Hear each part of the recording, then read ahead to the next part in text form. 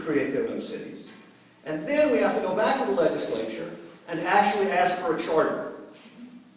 Once we have a charter from the legislature in our second go-round, then we come back to the voters and ask them if they'd like to implement that charter in a popular vote. That charter, if we, which would only occur after the Constitution's changed, would allow us to go and request a school system that is either a standalone Dunwoody school system or Dunwoody and Sandy Springs in a combined school system, or Dunwoody and Chamblee, or Dunwoody and Brookhaven, or Dunwoody, Brookhaven, Chamblee, Doraville, Peachtree Corners, right? The number of permutations and combinations are almost infinite.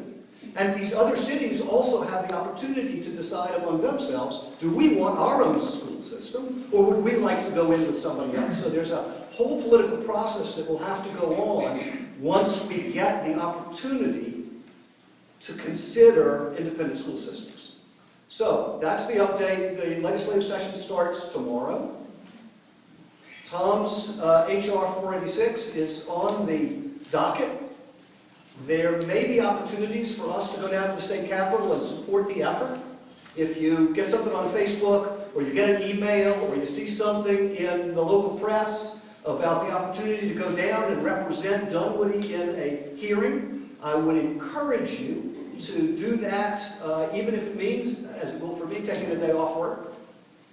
Because by us being there en masse, it will show the legislature that we are serious, that this is something that people really want, and that's what will sway them more than anything else. Now, I don't have time, Stacey's told me I don't have time to answer questions, but I will be here afterwards. If you have questions, come find me. I'll be over by the fireplace, and we all wish Tom and Fran great luck in getting this initiative pushed forward in the coming year. So thank you.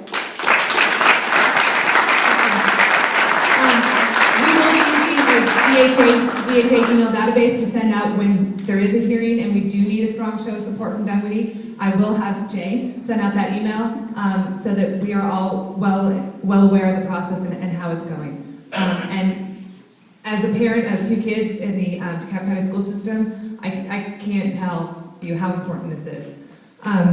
That being said, we're going to move on with our agenda. Traditionally, right before the annual DHA meeting, the parade committee meets and we select our grand marshal and theme, and it's a very exciting one this year. So Pam is going to come up and with the news.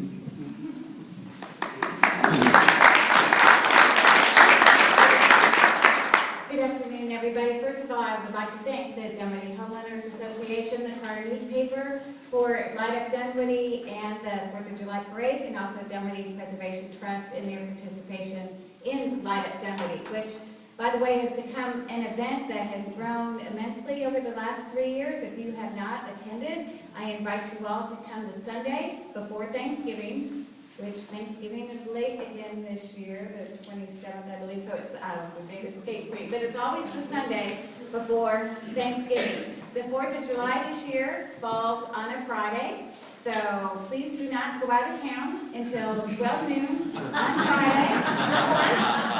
Attend the parade first, and as I won't keep you in suspense any longer, the parade theme this year is Hail to the Troops, and our Grand Marshal, I'm proud to announce, is Governor Nathan Deal. Yeah.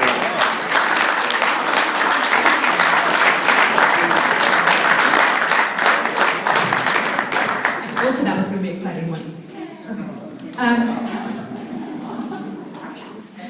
Our membership drive starts in November, and we're well up above our usual numbers, but we can always use more. We have a lot of things to fund that we like to do, and it's all driven by membership. That being said, on the membership form, there's a place for comments and questions, and so I reviewed a lot of them, and I just want to share them with you because I think a lot of it is just general helpful knowledge. The first one, those of you who are members of the DHA probably received 2 membership mailings. Here's why. With the mailing distributor company that we used, we requested them to pull out duplicates. Well, on our mailing, on our DHA membership list, it's listed as Dunwoody. When you buy a postcard route, its postal route is listed as Atlanta. Therefore, the duplicates were not pulled, but don't worry, we did not waste DHA funds, they refunded us the postage. That being said, somebody mailed in the 2 brochures and said, you know, you say you're active in these zip codes, why don't we have a mailing address in that zip code? Well, here's why. We have a post office box at the actual Dunwoody post office, and the Dunwoody post office has its own zip code. So yes, we do have our post office box in Dunwoody, which has its own zip code. Okay. One question somebody sent in, what exactly are we getting for our money? Well, I think I touched on that earlier, but essentially you're getting a group whose sole purpose is to find things to make our community better. Through the multitude of things that we've done here today. Here we go. John and Doug, take note of this one, please. It looks like the city mayor and some of the council look at the 30360 homes, which is part of the Dunwoody zip codes, as stepchild and priority are concerned second. Roads and the Windward Hollow Park. So I know that John and Doug are very passionate about their districts, so there's a homeowner who's concerned that they're considered the stepchild. Windward's being redone this year. Yes. I will, you know what, that's a good note. Okay. Do not spend our tax money only because we get some from the government. Sir, we don't get any tax money to DHA, we don't get grants, it's all by membership dues and sponsorships we sell for the parade. We are most interested in protecting the community feeling that we have and that we moved to Dunwoody for. We are struggling against the widening of Mount Vernon and Dunwoody Village Parkway. Well, the DHA voted that we would oppose any widening of Mount Vernon, and the Dunwoody Village Parkway is not being widened, it's being narrowed to 2 lanes to add sidewalks. Please encourage advocates to remove the campaign signs regarding Womack, Brookhaven, whatever, and the next one was kind of the same thing, put a limit on political signs, very tacky looking for months. I get that. The thing in Dunwoody is code enforcement is complaint driven. So if you think a sign has been out there too long, or it's too close to the curb, or your neighbor's grass is 3 feet high, the city is not going to come out and look for that. You have to email them. And on the city website, the code enforcement officer is Tom LaPena. You email him and say, please come out and look at this. I don't think this is up to code, and he will either tell you yay or nay, and he will deal with it.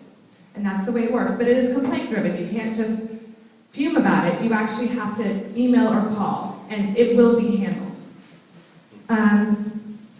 The next one is, I'd like the DHA to not get too political with either side of city politics. Again, as I said, the DHA does not endorse candidates or referendum positions.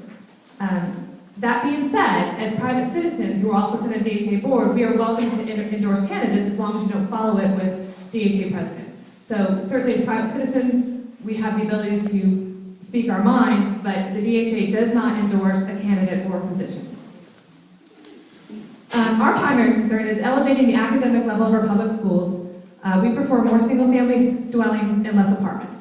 Well, thankfully, the City Council heard that, and thus we have Project Renaissance, which took 300 apartments off the table in Dunwoody and put in, 102 single-family residential. And for public schools, I happen to know these people, and I'm going to tell them that they need to go down to the Capitol when I ask them to.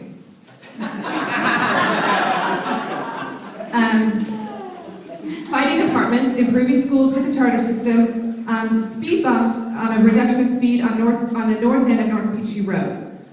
I know that speed on North Peachtree Road has always been a concern, and I know some of you guys have continued to look at. And again, the schools, it's been a big mantra of the things I've read, is the school system, the school system, the school system. Let's see. Oh, this one is please repave our street. I would love to repave your street, but I don't own an asphalt company. That being said, the city has a 5-year paving plan.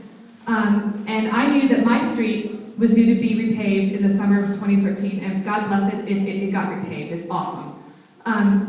So I actually looked, and these particular people, there's 2 of them that asked for that, is not on the 5-year paving plan. But the city, even Monday night, they're tweaking and adding another year onto the 5-year paving plan. So, and they're also re-looking at every street to see what they need to do for the next 5 years. So if you really feel like your street is horrible, email your city councilor and say, you know, when is the next paving plan? How did my street rate? I'd like to know when it's going to be on the list. Because there's a list on the city website, and you can go and find out when it is. it looks like in 2014, a lot of the emphasis is on the main roads of Mount Vernon, Chamblee, Dunwoody, and Tilly Mill, and less on the residential. But go ahead, and it's a great source to look at it, and you can find out exactly when your street's going to get done. This was an interesting one that I had never thought about. There's the Dunwoody West Mount Vernon intersection with illegal no-yield left turns. There's apparently going to be a horrible accident there someday, but that's again something that, email the Director of Public Works to say, can you come out and look at this intersection? I know on my street, we've asked for a three-way stop, and there's certain criteria that you need to have a stop sign looked at or implemented there. But it's something, if you feel there's a dangerous intersection in your neighborhood, email the Director of Public Works and ask them to look at it and explain to you why or why not things can be done. Let's see. That one is... this was an interesting one. Homeowner representation at City Council meetings. Recommend some system of obtaining membership feedback on issues to take to meetings. I kind of like that. If you have an issue you think that the DHA should be involved and represent all homeowners at City Council, email us. We have our own thoughts, but we can't know everything. So if you feel there's an issue that you think is important that we need to represent, the DHA needs to take to City Council, let us know and we'll look into it. Please make renewal forms to not have to fill out the membership with your address every year. I get that. So next year on the membership form, I'm going to put a box that says same as last year. Because you sit in a doctor's office and you fill out your address 4 times. I get that. There will be a box on next year's membership form. Done.